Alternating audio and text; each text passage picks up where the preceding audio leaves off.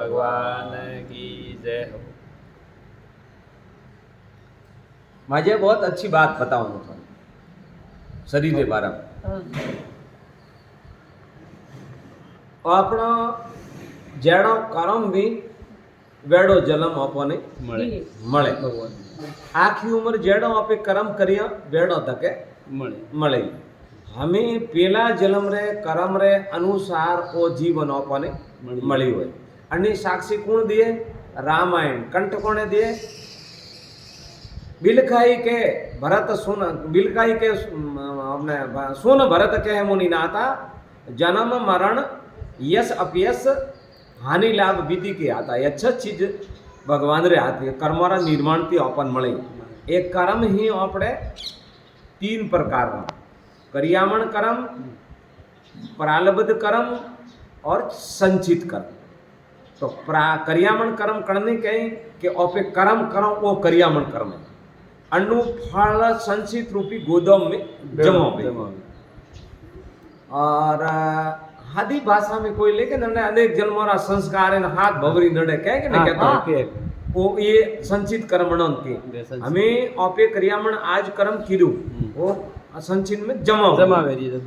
और पछे जरे अन्नी म्याद पूरी गई है जरे वो प्रारब्ध बने अपने सामने भुगतान करे जो अपनो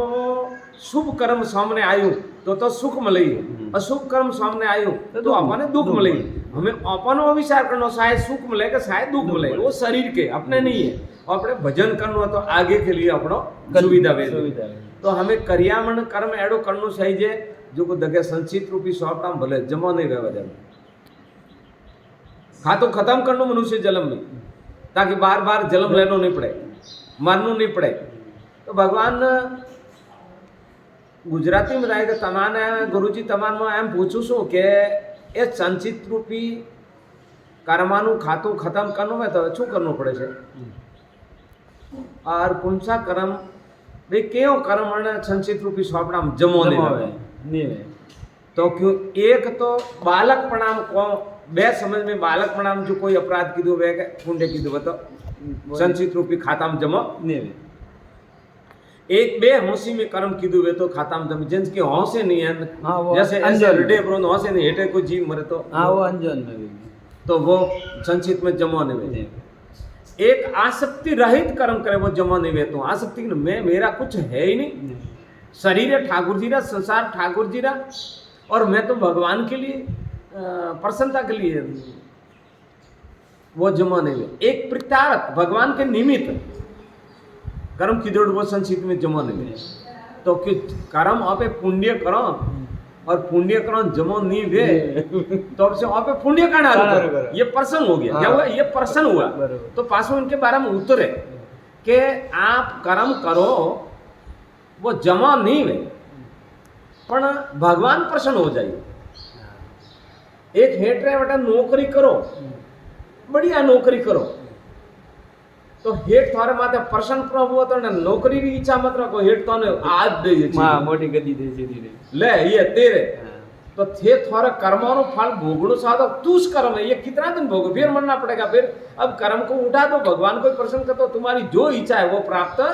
हो जाएगा और वो ही कर्म भगवान ने निमित्त किया हुआ कर्म भजन बनेगा क्या बनेगा पुण्य नहीं बनेगा भजन बनेगा तो आपने कहाँ बनावनो है भजन ही बनावनो कहाँ बनावनो भजन है नहीं भगवान की प्रसन्नता और भगवान प्रसन्न हो गया तो अपना काम हो गया बस अब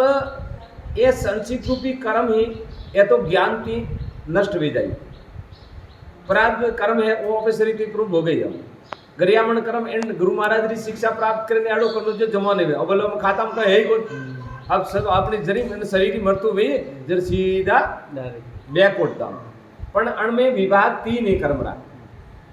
कितना विभाग है तीन एक तो ज्ञान योग एक भक्ति योग और एक कर्म ये तीन रास्ता मैन ही गीतारा स्वतः दिया भगवान बताते हैं हे अर्जुन कर्म को भी जानना चाहिए अकर्म को भी जानना चाहिए विकर्म को भी जानना चाहिए हे अर्जुन कर्म की गति गहन है बड़े बड़े ऋषियों की बुद्धि भी सक्र जाती है कर्म को भी जानना चाहिए अकर्म को भी जानना चाहिए विकर्म को भी जानना चाहिए तो कि प्रभु अकर्म गीता में तो मेन पॉइंट बात रही है, अर्थ बतावा जाए तो इतनी मोटी गीता है कि ऊपर नहीं रही।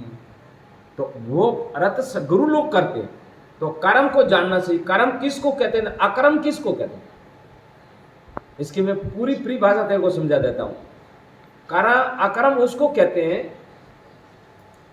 एक गाय गुड़ की पेटी लाई और वो पेटी गायन दीदी बुद्धि थी निर्णय की दू, गाय भगवान री, वनस्पति भगवान री, शरीर भगवान री, और बस अपना नातो तो केवल आत्मा परमात्मा है और डिपार्टमेंट है वो संसार श्रेष्ठ हीरो, इसमें मेरे कोई लेना देना नहीं। इसको कहते हैं कर्म में अकर्म, कर्म अकर्म, कर्म में अकर्म मतलब कर्म कीधु पण मन में कोई माल ने विधान नहीं बना, संचिन में जमा नहीं, तो कर्म करता सता अकर्म इनने के कर्म। और कर्म को भी जानना से, कर्म किसको कहते हैं, नीति धर्म से चलना, ये काम ये सब कर्म है। स्वाध्याय शास्त्र पढ़ना, हवन कराना, ये माता पिता की सेवा करना, इसको कर्म कहते हैं। तो ये कर्म करवाते अपन पुण्य प्राप्त होता है, तो वो पुण्य प्राप्त के प्रमाण में स्वर्ग में जाएगा। स्वर्ग में पुण्य छीन भेज रहे अपन नीचे गिरना पड़ेगा। आई समझ में? बोलो, वो जो कर्म तो करना, कर्म में अकर्म करना, वो है। दो ही बात समझ में आई। अब तीसरी बात है कर्म री। अब ये ज्ञान योग और भक्ति योग और कर्म योग, ये तीनों विशाल बुद्धि के माध्यम से तीनों एक है। कैसे एक है? मान लो एक के बिना निर्विहत्ता। तो कर्म किसको कहते हैं? कोई कारण वो कर्म। तो एक छोटू उदाहरण दिया करो, मन में लख्યું तो गुजराती भाषा में कि एक माता दाल बनावे, जरी तपेલું લેવા જાય, वो तपेલું लावे मेले, वो तो वो कर्म जो। પછી માતારો ભાવ વણે કોઈ સાધુ જીવાડું, કોઈ મારે કોઈ ગુરુજી જીવાડું, મારે પતિદેવ જીવાડું, મારે માતા પિતા